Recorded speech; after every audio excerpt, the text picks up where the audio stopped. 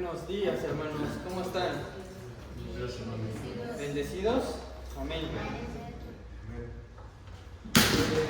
Es un gusto, hermanos, poder estar aquí para poder compartir la palabra el día de hoy. Como pueden ver, hermanos, el título de la prédica hoy corresponde a 3 caminos, una decisión. Y está basada en Mateo 7, versículo 21. Antes de comenzar, hermanos, me gustaría preguntarles, ¿todos conocemos a alguien, o tal vez incluso nosotros mismos, llegamos a ir a algún gimnasio, ¿no? Conocemos a esa persona que el primer día llegó con mucha emoción al gimnasio, pagó su mensualidad, tal vez su anualidad y demás cosas que nos cobran ahí. Incluso se compró ropa deportiva, algunos tomaron fotos para subirlos a las redes y a todos nos dijo que sí iba a ir. Pasaron los días y no iba. A veces iba, a veces no. No era constante. Esa emoción se fue tan rápido como llegó, porque el primer día del gimnasio, al siguiente, le dolió todo el cuerpo. Ay, mis piernas, ay, mis brazos, ay, el pecho me duele, no puedo ni reírme. Algunos se ríen porque o lo escucharon o lo vivieron. Otros ejemplos sí se presentaron todos los días. Siguieron la rutina y empezaron a aprender más. Se esforzaron. Tal vez no siempre tenían ganas. A veces también les dolía el cuerpo. Otras veces no vieron resultados tan rápidos como ellos hubiesen querido. Pero seguían. Estaban en el proceso. Tenían una meta, luchaban e intentaban alcanzarla. Y también están los que, además de entrenar, viven para ayudar a otros a hacerlo. No solo lo aplican, sino que lo enseñan, animan, corrigen. Lo han hecho parte de su identidad porque incluso lo convirtieron en su trabajo. No lo hacen solo por ellos, sino porque entienden el valor de lo que están construyendo. En la vida espiritual, hermanos, pasa algo muy parecido.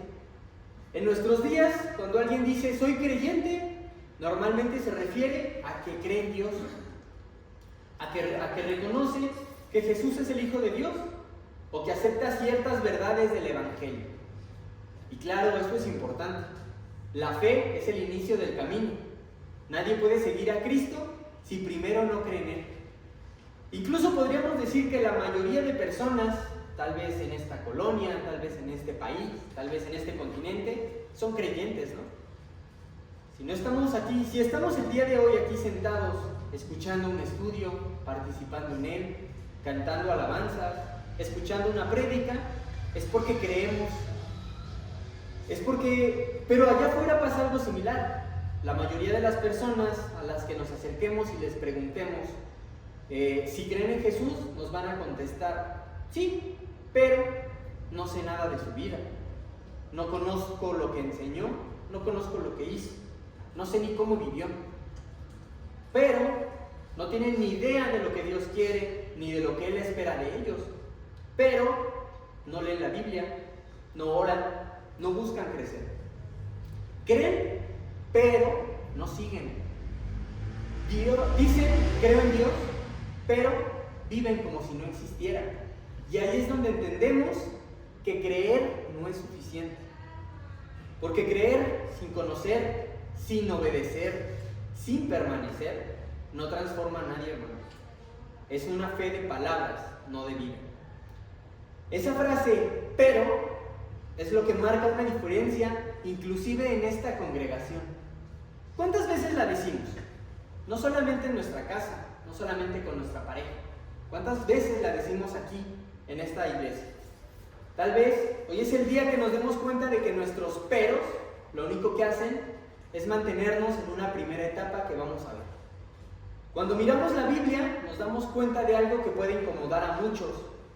La Biblia no exalta al creyente como punto final, sino como un punto de partida. Creer es el primer paso, no el último. Incluso Jesús tuvo momentos duros con los que creían en Él. Si me acompañan en sus Biblias, en Juan 8, versículo 31, la palabra dice, les repito, Juan 8, 31. Entonces Jesús decía a los judíos que habían creído en Él. Si ustedes permanecen en mi palabra, verdaderamente son mis discípulos. ¿A quién se los dijo? A los que creían en Él. Para Jesús, la fe inicial sin obediencia, sin permanencia o sin transformación no era suficiente. Inclusive Santiago nos lo puede decir todavía más directo. Santiago capítulo 2, versículo 19. Tú crees que Dios es uno, haces bien. También los demonios creen y tiemblan. Es como si nos preguntaran, ¿cuál es la diferencia entre nosotros y los demonios si ambos creemos? El punto no es si creemos, hermanos, sino qué hacemos con lo que creemos. Los demonios también creen en Jesús, pero no obedecen a Jesús. Creen que existe, pero no vive como si estuviera presente. Saben que vino a salvar, pero no se rinden a su señorío. Esa pequeña palabra, pero, es un abismo entre el que dice creer y el que vive lo que cree. Porque la verdadera fe no se queda en la mente ni en los labios. La fe salva. La fe bíblica es la que transforma, la que produce frutos, la que cambia decisiones, hábitos, prioridades. Por eso Jesús fue tan claro en Mateo 7:21. No todo el que me dice Señor, Señor, entrará en el reino de los cielos, sino el que hace la voluntad de mi Padre que está en los cielos. Hermanos, creer no es suficiente si no hay obediencia. Creer no alcanza si no hay rendición. Jesús está hablando de personas que le decían Señor, que oraban, que incluso hacían milagros con Él, pero no vivían bajo su voluntad. Tal vez muchos de nosotros estamos el día de hoy cómodos siendo creyentes. Asistimos, en el mejor de los casos, cantamos, pero no damos el siguiente paso, no lo seguimos, no aprendemos de Él, no lo obedecemos, hermanos. Y ahí se revela la verdad más cruda: creer sin obedecer no es creer. Porque la fe que no nos mueve no nos salva, hermanos. Si nuestra fe no nos lleva a ser discípulos, entonces no es la fe que Jesús está buscando. Creer sin obedecer no agrada a Dios. Muchas iglesias hoy están llenas de creyentes, pero escasas de discípulos. Personas que dicen yo creo en Dios, pero no viven como si Dios realmente tuviera autoridad sobre su vida. Gente que espera bendiciones, pero que no quiere rendición. Que quiere salvación, pero no quieren transformación. Y no estamos hablando de una perfección, hermanos, no, sino de dirección. El verdadero creyente, cuando su fe es genuina, da pasos hacia el discipulado. Porque si realmente creo en Jesús, entonces le voy a seguir, le voy a escuchar, le voy a obedecer. La fe verdadera siempre se mueve, siempre responde y siempre obedece. Por eso la gran pregunta no es solo ¿crees?, sino ¿qué estás haciendo con lo que dices creer? Porque si nuestra fe nos está llevando a actuar, a cambiar, a obedecer, es la fe que Jesús busca. Pero si no, no lo es, hermanos. Él nunca llamó a gente solo a creer, sino a seguirle, a tomar una decisión radical. Y eso precisamente nos lleva a una figura que aparece constantemente en los evangelios: el discípulo. En el tiempo de Jesús, ser discípulo no era lo mismo que ser un estudiante en las escuelas hoy.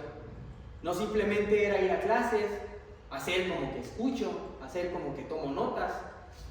La palabra griega usada en el Nuevo Testamento es matetes, que significa aprendiz, alumno o seguidor. Un discípulo no es alguien que solo escucha o que admira, es alguien que aprende a imitar, que sigue para parecerse a su maestro. Ser discípulo era una forma de vida. En la cultura judía, un discípulo era alguien que literalmente dejaba todo para seguir a su maestro. Lo seguía a todas partes, observaba su conducta, imitaba su forma de hablar, de enseñar, de tratar a las personas. Seguía esa forma de vivir. El propósito no era solo saber lo que el maestro sabía, sino llegar a ser como él en todo. Por eso Jesús nos dice en Lucas 6:40, el discípulo no está por encima de su maestro, pero cuando sea formado por completo, será como su maestro. Esa era la meta del discipulado, la semejanza.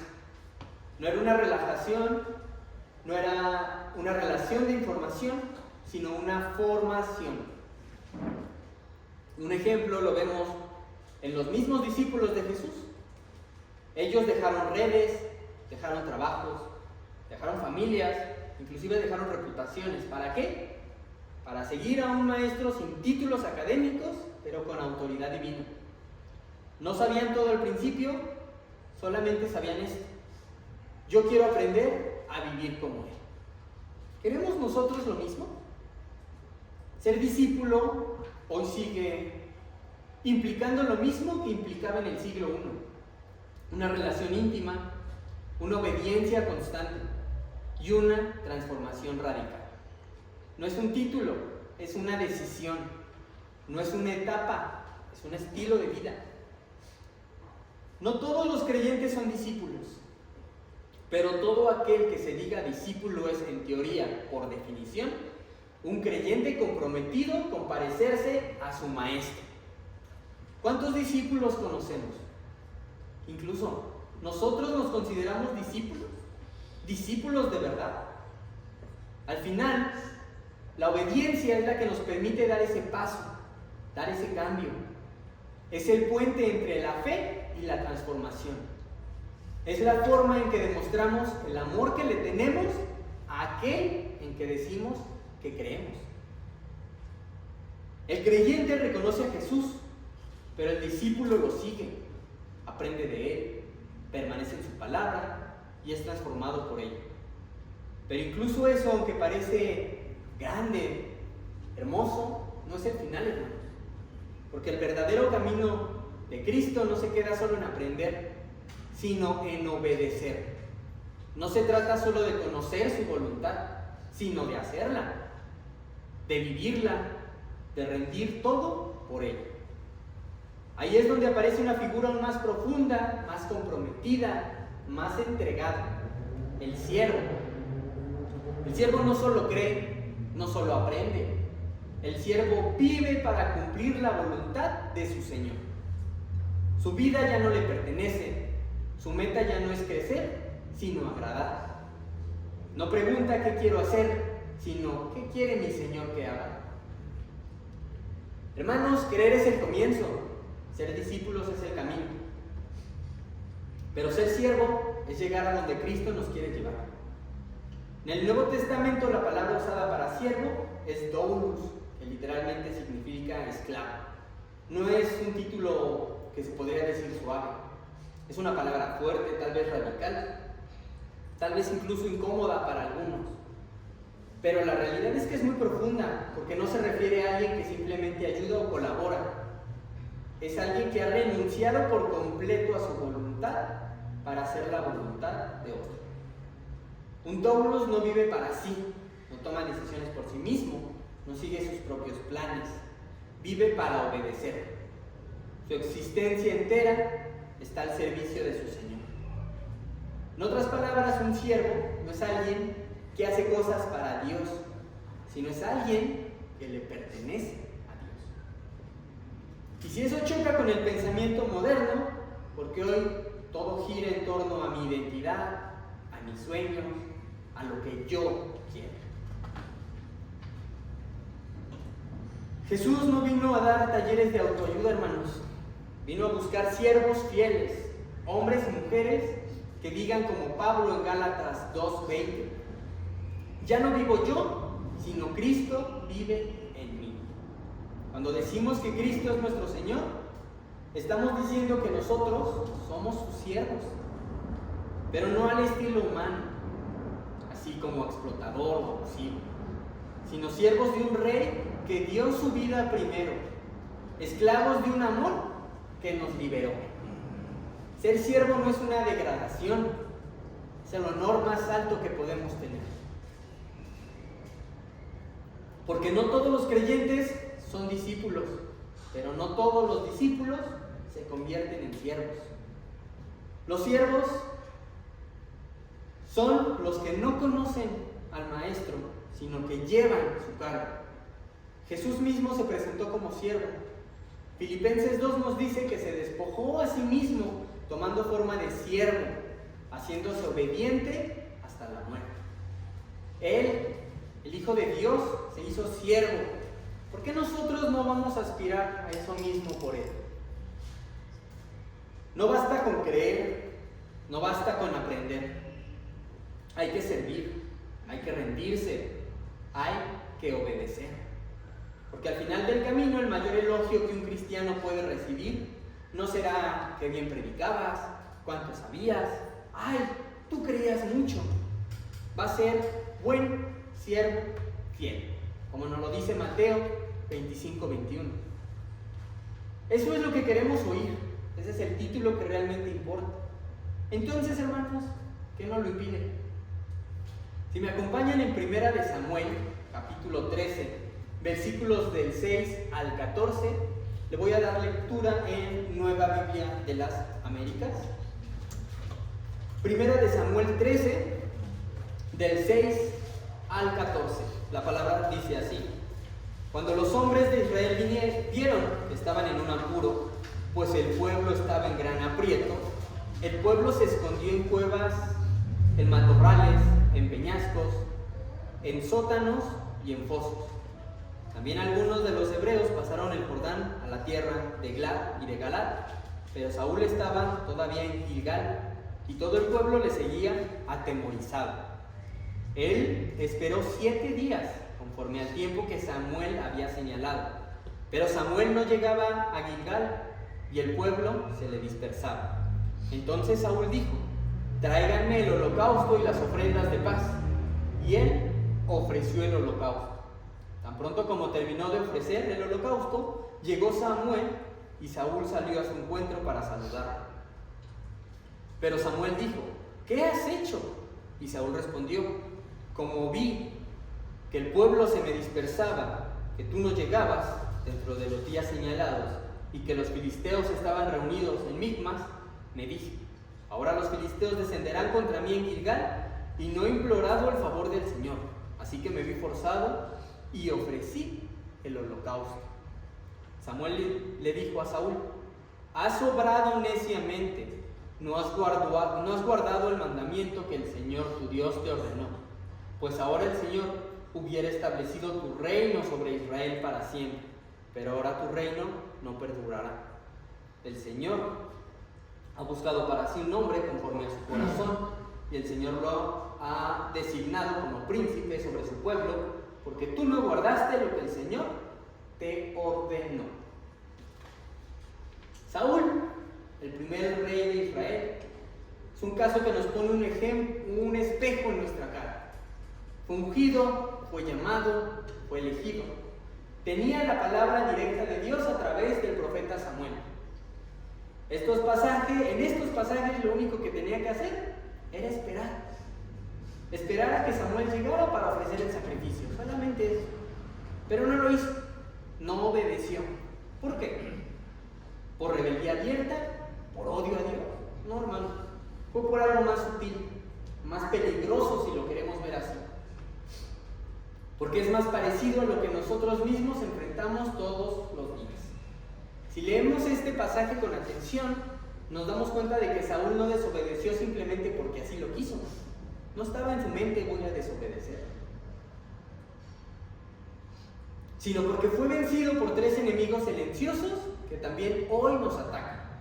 Primero, el miedo. Vio al enemigo acercarse, vio a su pueblo esconderse y desertar, y en lugar de confiar en la palabra que había recibido de Dios, se desesperó.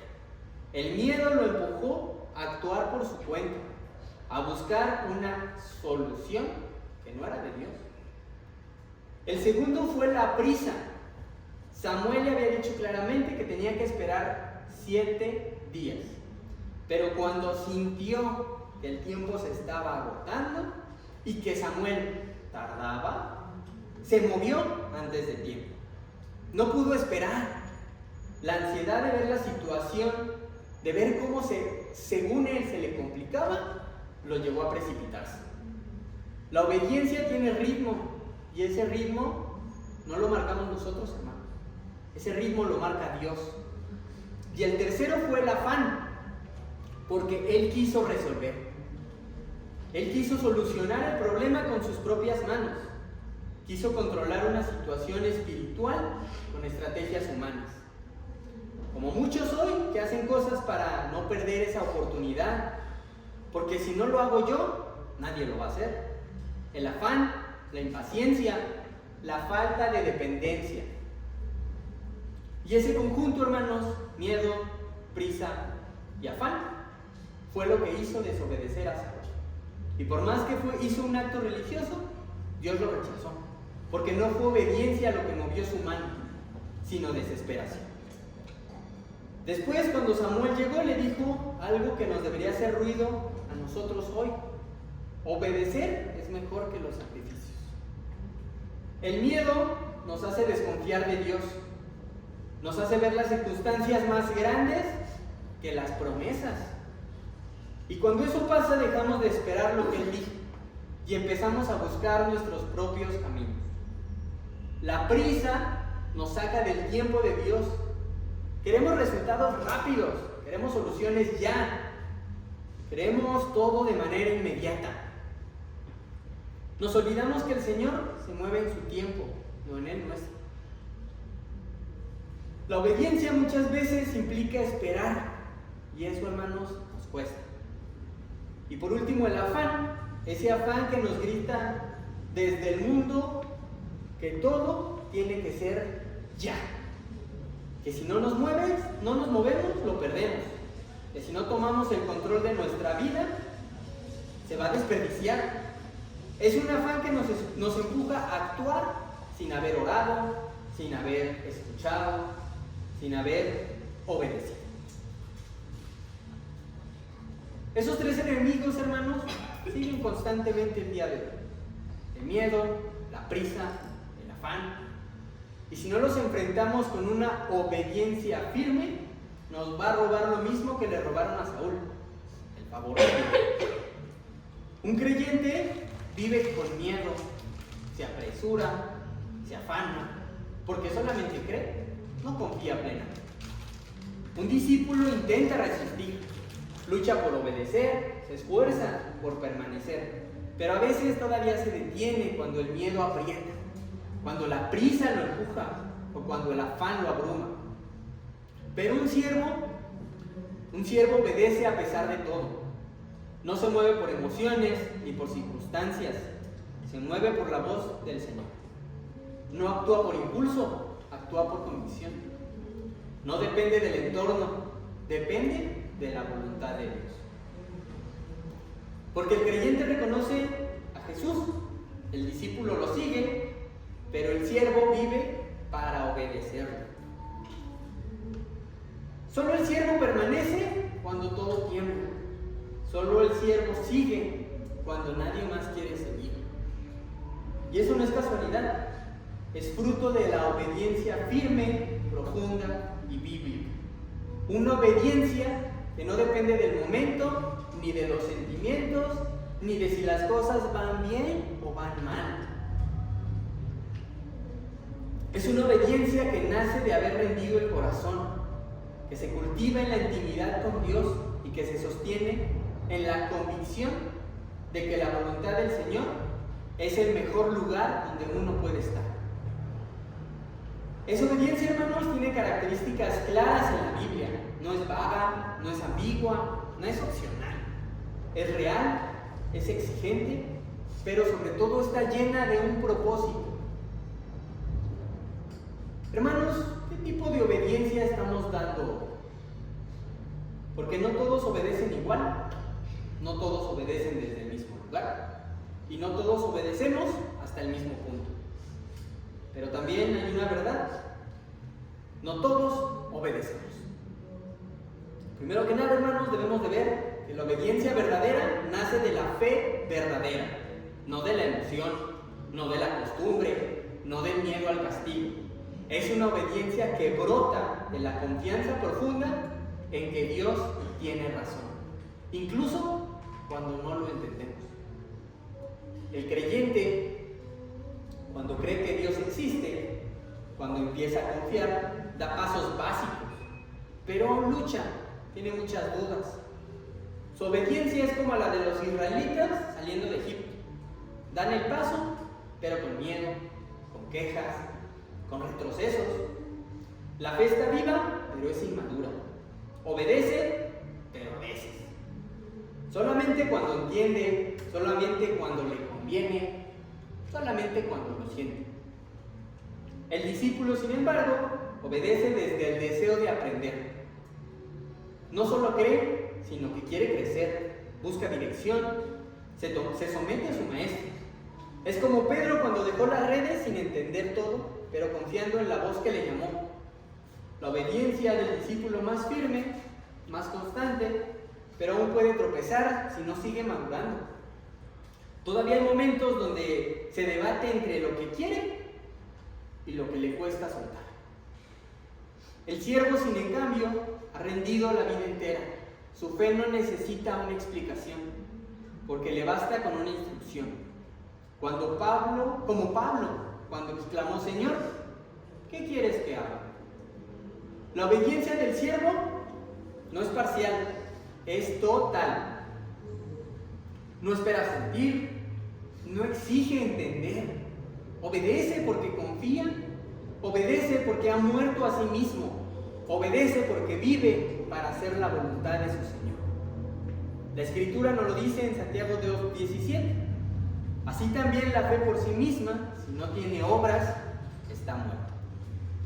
En segundo lugar, la obediencia verdadera no depende de los sentimientos, sino de la decisión. Porque si obedecemos solo cuando nos sentimos motivados, no vamos a durar. Las emociones son inestables. Hoy están, mañana no. Hoy sentimos calor, mañana sentimos frío. Hoy estamos felices y mañana estamos desanimados. Pero la obediencia que agrada a Dios permanece incluso cuando no hay ganas, cuando hay cansancio, cuando la carne quiere lo contrario y cuando todo el mundo nos dice que no. La obediencia persiste. El creyente obedece mientras siente. Cuando se emociona, cuando algo le toca el corazón y cuando todo va bien y bonito, ahí sí obedece. Pero cuando la emoción baja, su obediencia también. Sirve, pero a ratos. Busca, pero con interrupciones. Tiene deseo, pero le falta decisión. El creyente se desanima, se apaga fácilmente y dice cosas como: ya no siento lo mismo. Me alejé porque me cansé. Es que ya no tengo ganas. Pero en realidad no es que no tenga ganas, es que no tiene una decisión firme. Porque el ánimo sube y baja, pero la obediencia que agrada a Dios no depende de cómo me siento, sino de a quién pertenezco. El discípulo empieza a entender que obedecer no es cuestión de ánimo, sino de firmeza. Ya no vive solo por lo que siente, sino por lo que ha aprendido del Mesías. A veces duda, a veces le cuesta, pero a veces da el paso. Aunque duela, aunque no lo entienda del todo, decide obedecer, porque está en ese proceso de ser transformado. No siempre es constante, pero su corazón está en ese camino. El siervo, sin en cambio, ya crucificó su voluntad. No pregunta si quiere, no espera sentir, no se deja llevar por el momento. El siervo vive para obedecer. Su motor no es la emoción, es la rendición. Como Jesús en el Getsemaní, con el alma angustiada, nos dijo: Padre, si es posible, que pase de mí esta copa, pero no se haga mi voluntad, sino la tuya. Ahí en Lucas 22:42. Él no estaba emocionado, no estaba motivado. Él estaba decidido espiritualmente a obedecer al Padre.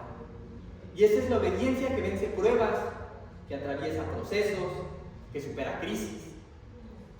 Una obediencia que no se rinde al cansancio, sino que afirma en la decisión de hacer la voluntad de Dios. La obediencia, hermanos, también es la señal más clara del amor verdadero a Dios. Jesús mismo nos los dijo: si me aman, guardarán mis mandamientos, en Juan 14, versículo 15. No hay amor genuino sin obediencia real. Pero ¿cómo manifestamos ese amor que decimos sentir? El creyente apenas está empezando a conocer a Dios. No es todavía amor verdadero, sino un reconocimiento inicial que muchas veces es frágil y condicionado. Su obediencia es limitada porque responde más a las emociones, a convivencias, que a un compromiso profundo. Cuando llegan las dificultades, ese amor se suele desvanecer, porque aún no es un amor firme, sino algo que está en construcción. El discípulo, en cambio, comienza a experimentar un amor más genuino. Ya no es solo reconocimiento, sino una decisión constante de seguir a Dios y aprender de Él. Su obediencia refleja un amor que está creciendo. Aunque no es perfecto ni constante, es como el joven rico que quería seguir a Jesús, pero dudaba antes de dar el sacrificio. Un discípulo a veces duda, a veces falla, pero sigue intentando, porque sabe que amar a Dios implica obedecer, incluso en las pruebas. Y finalmente el siervo vive un amor verdadero, maduro y entregado. Ama a Dios porque ha entregado su vida por completo. Su obediencia no depende de sentimientos ni de circunstancias, sino de la entrega total. El siervo obedece porque ama de verdad, porque su vida está alineada con la voluntad de Dios, sin importar lo que le cueste.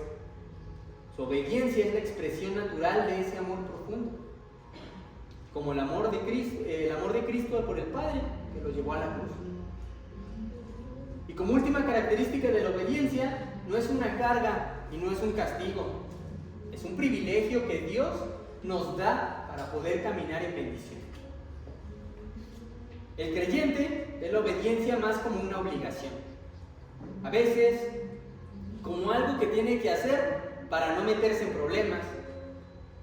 Su obediencia puede ser esporádica, con poca alegría, porque no termina de comprender que obedecer es un privilegio que trae bendición. Es como quien cumple las reglas, pero sin ver el beneficio que está detrás de él. El discípulo empieza a descubrir que la obediencia abre puertas, trae bendiciones reales, y ya no es solo cumplimiento, sino es una forma de crecer, de acercarse a Dios. Aunque no siempre es fácil, el discípulo entiende que obedecer es parte del proceso para recibir lo que Dios tiene preparado. Es una obediencia con esperanza y con expectativa.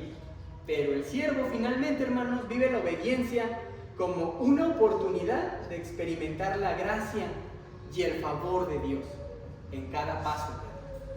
Para él obedecer es sinónimo de vivir bajo la bendición constante de Dios. Isaías 1:19 nos lo dice: si ustedes están dispuestos y obedecen, comerán lo mejor de la tierra. No es una carga, sino es la llave que abre la puerta a la plenitud de la vida en Dios. Hermanos, si obedecer es un privilegio, desobedecer es una tragedia. Porque cuando uno decide no obedecer a Dios, no se queda como si nada pasara. Se desvía, se enfría, se aleja. Como Saúl, que por no obedecer perdió el favor. Como Sansón, que por seguir sus propios deseos y no obedecer, perdió la fuerza. Como el joven rico, que por no soltar sus bienes, perdió a Jesús. La desobediencia siempre cobra factura. Puede ser lenta, puede parecer que no pasa nada, pero eventualmente va a cosechar. Lo que se siembra en rebeldía se recoge en ruina, hermanos.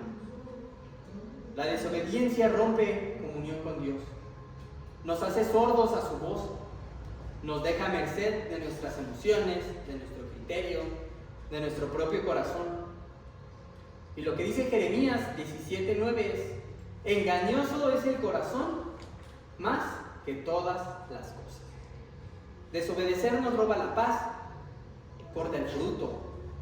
Y lo más serio, desobedecer a propósito, sin un arrepentimiento, nos pone en riesgo de endurecer nuestro corazón.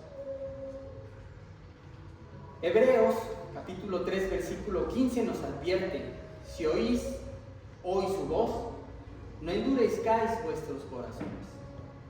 Porque desobedecer una vez puede parecer poco, podemos repetirlo, pero eso va haciendo callo. Y donde antes nos dolía fallar, ya no nos va a doler. Cuando ya no duele, hermanos, ahí es cuando peligra. Por eso no podemos y no tenemos que jugar con la obediencia. No la podemos negociar, no la podemos postergar, no la podemos tratar como opcional. Obedecer es vida, es bendición, es protección, es propósito. Y si aún nos preguntamos si realmente vale la pena obedecer, escuchemos lo que Dios nos ha prometido para los que caminan en obediencia, porque obedecer no es una carga, es un canal de bendición, no es una limitación, es una llave que abre el eterno. Hechos 5:32 nos dice: Dios da el Espíritu Santo a los que le obedecen, no a los que sienten bonito, no a los que solo escuchan, sino a los que obedecen. ¿Queremos la presencia de Dios en nuestras vidas? Tenemos que obedecer. Ageo, capítulo 1, versículos del 12 al 14. Dios reavivó el espíritu del pueblo cuando decidieron obedecer. Muchos están desanimados, apagados, sin fuerzas, sin ganas, pero Dios solamente enciende el fuego en quien se levanta a obedecer, aunque esté débil. Isaías 1:19: si queréis y obedecéis, comeréis lo mejor de la tierra. Hay bendiciones que no llegan por orar, sino por obedecer lo que ya sabemos que Dios nos mandó a hacer. Primera de Pedro 1:22: habiendo purificado vuestras almas por la obediencia a la verdad. La obediencia no solo mueve cosas afuera, transforma por dentro, purifica el alma, cambia el corazón. Y Hebreos 11: toda esa galería de héroes de la fe, desde Noé hasta Abraham, desde Moisés hasta Rahab, tienen algo en común: obedecieron. No fueron perfectos, pero obedecieron. No entendían todo, pero obedecieron. Y por eso Dios los usó y los honró. La obediencia no es negociable, hermanos, es esencial y está llena de recompensas. No tenemos que obedecer por miedo, no obedezcamos por costumbre, obedezcamos por amor, por fe, porque sabemos que Dios es bueno y que su voluntad es mejor que cualquier plan que nosotros podamos estructurar. Nuestra obediencia no solamente revela cuánto amamos a Dios, también revela en dónde estamos hoy en día en nuestro caminar espiritual. El nivel de obediencia refleja ese nivel de fe, ese nivel que determina quiénes somos delante del Señor. Si obedecemos solamente cuando entendemos, cuando sentimos, cuando nos conviene, quizás todavía solo somos creyentes. Estamos comenzando, pero necesitamos madurar. Si obedecemos, buscamos dirección, deseando crecer, luchando por aprender, estamos caminando como un discípulo, vamos por el camino correcto, pero estamos en formación. Pero si obedecemos sin negociar, si obedecemos porque confiamos, si obedecemos aunque no entendamos, entonces estamos viviendo como un verdadero siervo. Y nuestra obligación es buscar ese camino. Obedecer no es un acto de debilidad, al contrario, es un acto de valentía. Porque obedecer no es para los que se dejan llevar por los sentimientos, sino para los que se plantan con la convicción de hacerlo. La obediencia, hermanos, es una decisión, no es una emoción. Es lo que nos mantiene firmes en medio de la prueba, del silencio, del caos. Porque obedecer es decirle a Dios: no entiendo todo, pero confío en ti. No lo veo todo, pero te quiero seguir.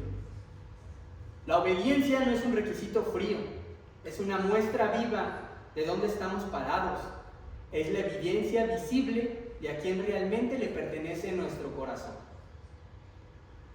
Dios no está buscando multitudes que crean, está buscando siervos que obedezcan. Por eso, hoy no nos tenemos que preguntar: ¿cuánto creo?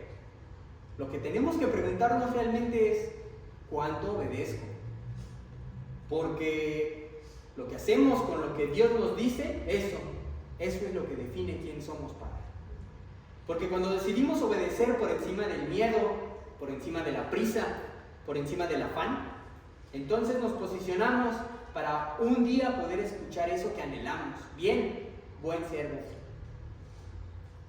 Lo que realmente muestra dónde estamos no es lo que sentimos, no es lo que sabemos, es cuánto obedecemos.